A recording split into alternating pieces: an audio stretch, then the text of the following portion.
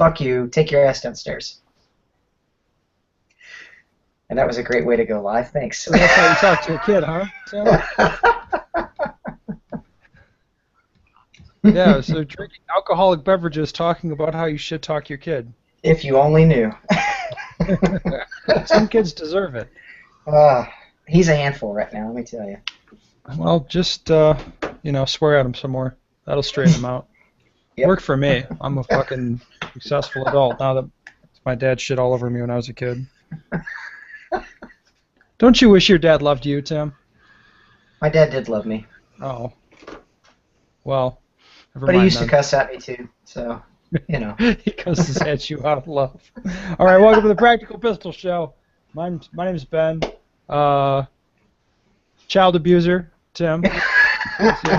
Hey, guys. And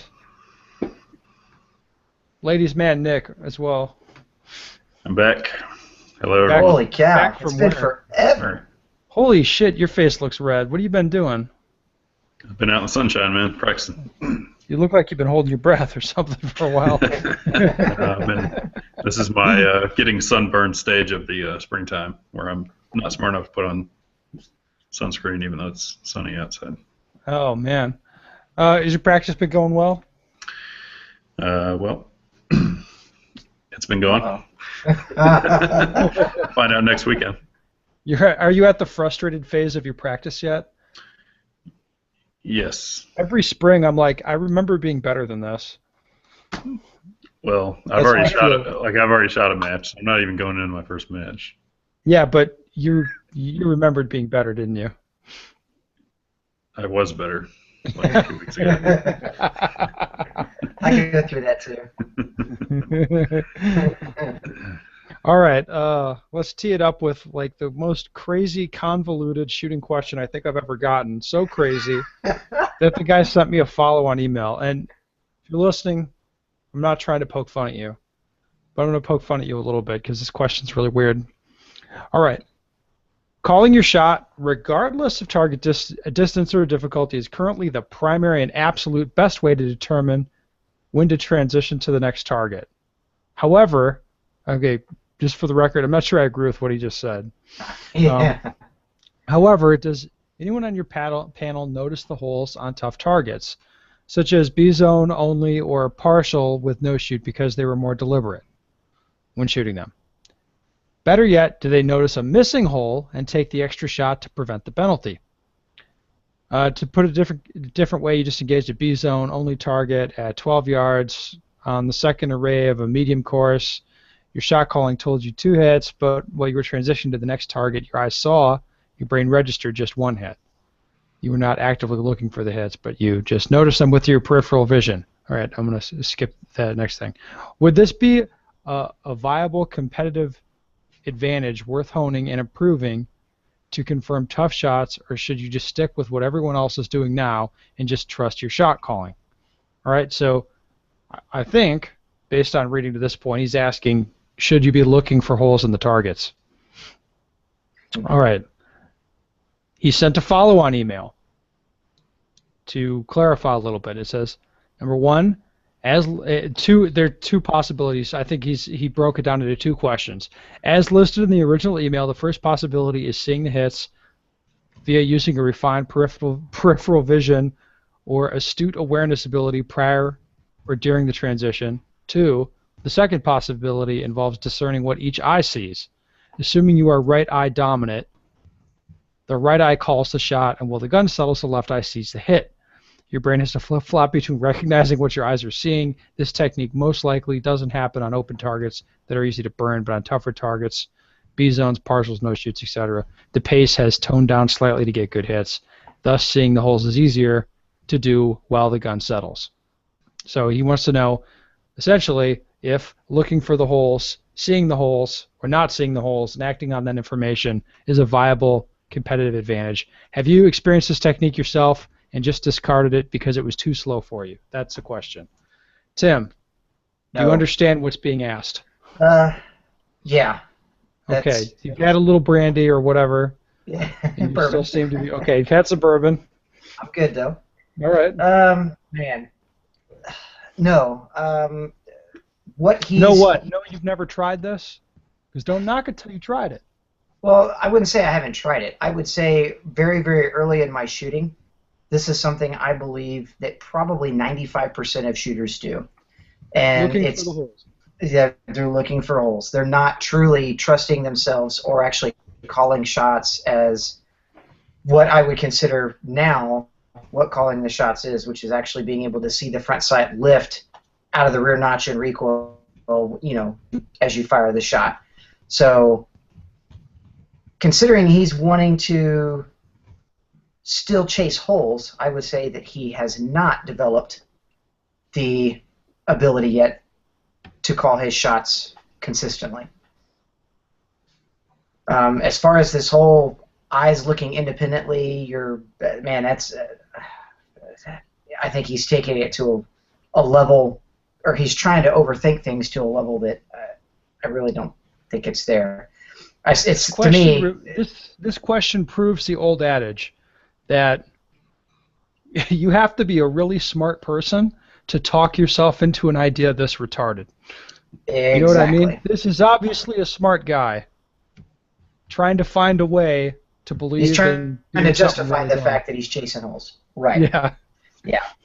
So, I mean, if you're actually calling the shots and then you're still somehow in your quote-unquote peripheral vision or with your non-dominant eye are somehow acutely aware of holes that are in the paper, that just obviously tells you you're not calling the shots and transitioning your eyes to lead the gun to the next target.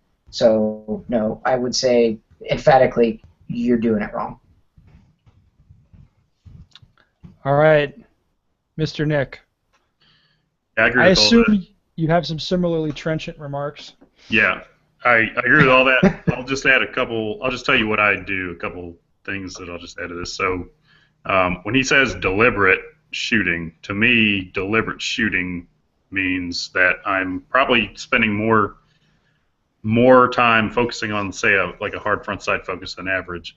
So to me, I'm going to be less likely to be looking for holes in that circumstance because my visual focus is completely in on the sights and not on the target at all. So to me, it's kind of the opposite. I would consider if I see holes in my vision, it's on close range hoser stuff where I'm looking through the sights and kind of at the target, and that's the only time I'm really seeing holes. The only other thing I'd add is if there's two other things, I guess. If you have a shot, to me, if you have a shot that requires any kind of like front sight focus at all, so we're talking further than 5 or 7 yards, if you have time to see the holes, you're not transitioning fast enough. So you're spending that little tenth of a second or maybe whatever that amount of time is looking at holes. You have to force yourself to not do that. You have to force yourself to call the shot off the sights and drill your vision to the next target. So if you see those holes, that's actually something, in my opinion, a problem that you probably have to fix. That's my opinion. And also, I'll just say one more thing. So if you have a tight shot, say a head box at 12 yards or 15 or whatever, the one exception is if it's the last target in the stage and I don't have to transition off of it. I'll call the 2 shots, but then I will just keep the gun out extended and look at that target. Chances are, if there's for some reason I see a mic, I could probably help myself by taking a makeup at that point, but that's the one exception. If I don't have to transition off of it being the last target, that's it. Yeah. So I think the thing to add that I would add to this, looking for holes is dumb when you're shooting. Yes, it's dumb because it's slow. And the reason that we don't want to do all this complicated bullshit about like seeing stuff peripherally is because I think the thing that makes you the fastest when it comes to shooting is whatever you're going to do, whether you're doing the right thing or the wrong thing, if you do it immediately and confidently, that's how you're going to get your best result. That's fair, right, Tim? I absolutely agree. A poor plan executed confidently is way better than the best plan that you're thinking about the whole time. So Yep. we don't want to be introducing all this additional thinking and all this bullshit into shooting. The other thing I would probably take into consideration too is if this guy's talking about like deliberate shooting, and that's how he's seeing the sight, or that's how he's seeing the holes, or that's giving him the opportunity to see the holes, is he's probably taking a sight picture, pressing the shot, and then looking over the sights or through the sights to the target. So he's constantly changing his visual. Well, he worked that in here where he would say, no, that's not what we're doing. This is just when you're transitioning off and you happen to see that you have a miss or something. He's Yeah. The way he's writing it is that's not what he's doing, but in practice that would probably be what was actually happening. Right. The other thing here is when it comes to looking for holes in the targets, I mean, this is very similar to listening for sounds with steel. Mm-hmm. You can be wrong, and you frequently will be. So it doesn't really pay to look for holes, because how many times do you think you might have a miss on a target until you look at it real close and you're like, oh no, it's over there, or it's in the shadow, or whatever. The same as if you're shooting at steel and you'll have one fall and not hear a hit, or you'll hear a hit and not have it fall. Right? Your eyes can play tricks on you the same as your ears can. So you shouldn't be trusting really what you're seeing, especially in that split second. And as a good example, I remember quite distinctly shooting a stage like, I don't know, 3 weeks ago, and it was a head box that was at 2 yards or something. Very, very close head box. So close that I couldn't not see the holes. It was distracting. I don't like to see that stuff.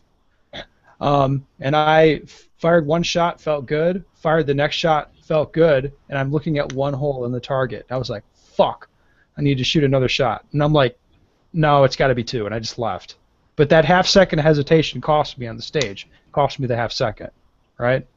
And of course, when it was scored after, there was basically two in one hole. Not like a perfect double, just like you had to look at it for a second to figure that out, Right. And it ended up hurting my score.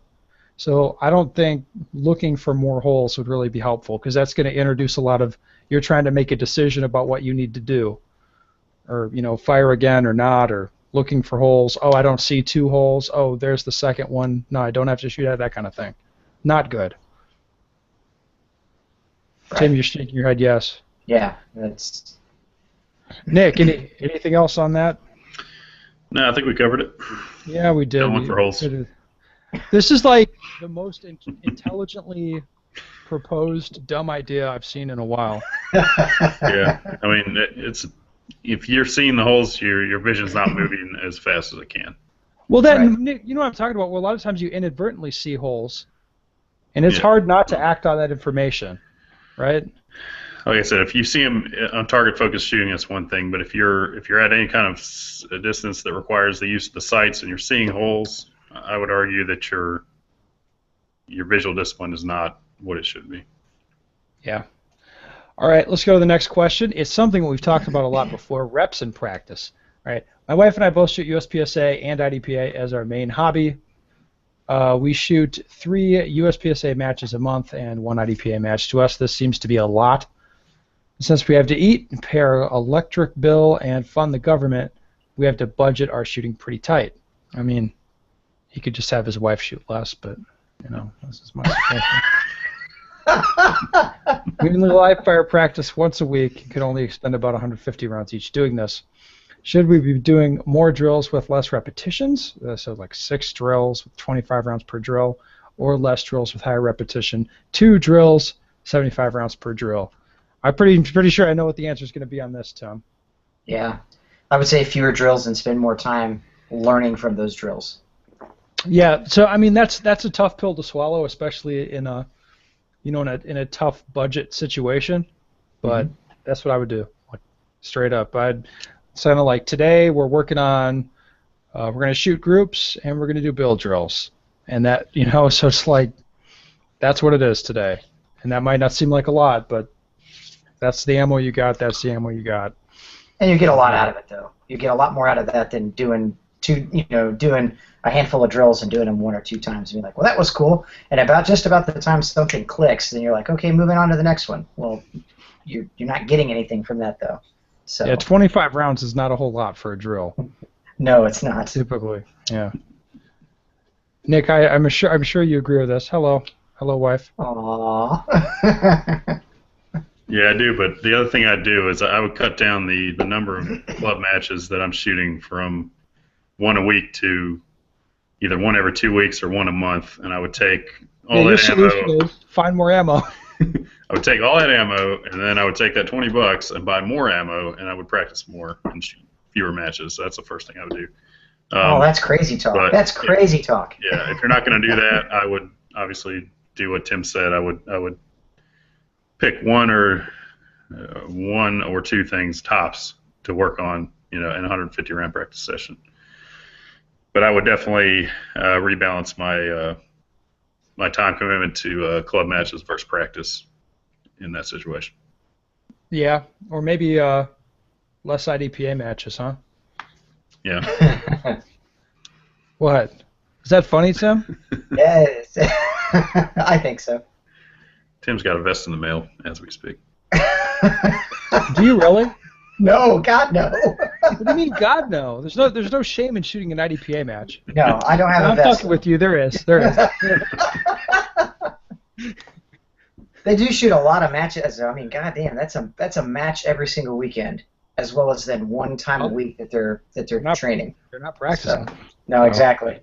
So, but again, it's just like we've covered before too. It just depends on what your level of involvement is in the sport. If you like to just shoot matches because you like to hang out with your friends and get together and blast some targets and then go out to dinner and have a beer or something afterwards, awesome.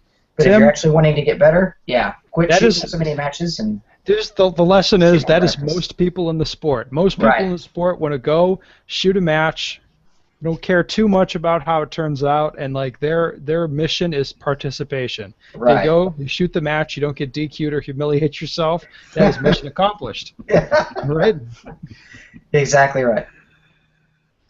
I don't think we have a lot of listeners like that. Yeah, I was about to say it's not our target audience. It's not our demo, man. That's why we get That's why there's like 30 people who listen.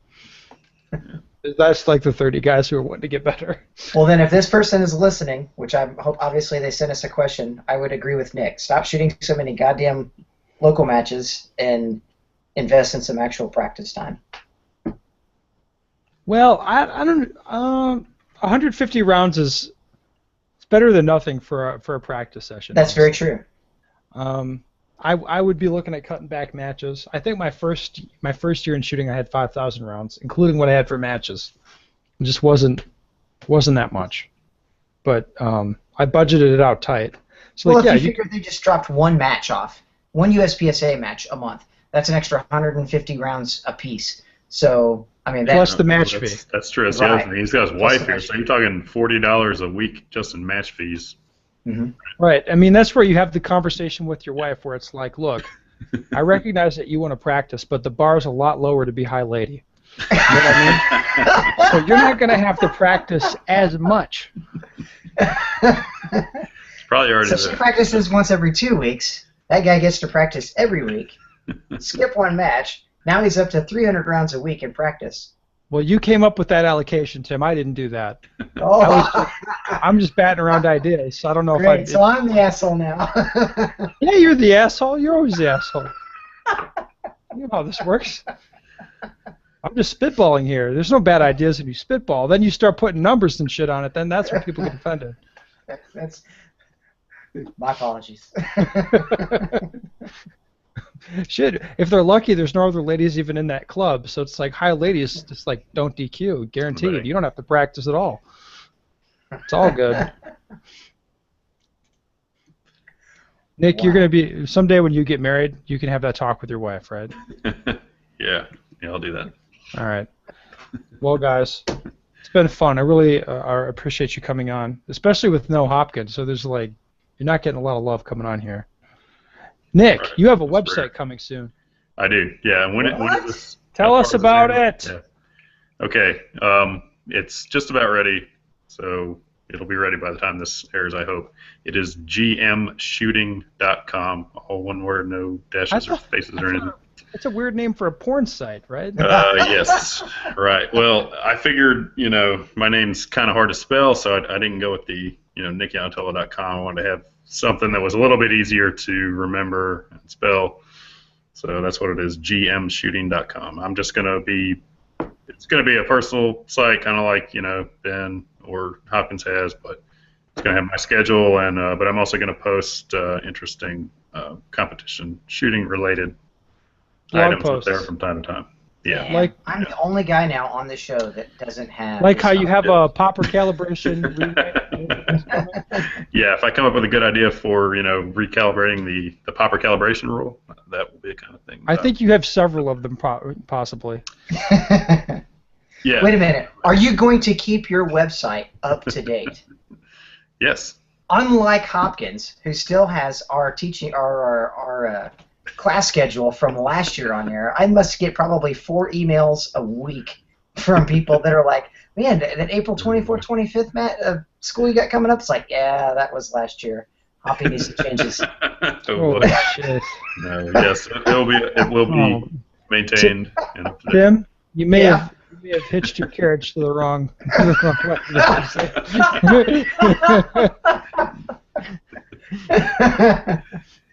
That's why I need Timmy Myers to hurry up and help me put up the page. When Hopkins is getting fuck you money from CZ, he doesn't really care about anything else. Exactly. Jesus.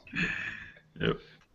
And it's too bad. He's not here to defend himself either. Exactly. All the shit we want about. Yeah. Well, on top of that, then, in the fact that Hoppy's not here, exit out the back of the stage, fuckers. Okay. And if you want to go to a website that does not have any interesting blog posts on it, go to my website. It's benstoeger.com. It does have my class schedule, though, and that shit is up to date. Right on. I'm not doing any classes with Tim Herron because Hopkins actually called dibs on you. Hopkins called dibs. Really? Yeah, he says I'm you flattered. signed a non-compete. So you can't go out on your own even if you want to. I don't know if that's Damn true. it.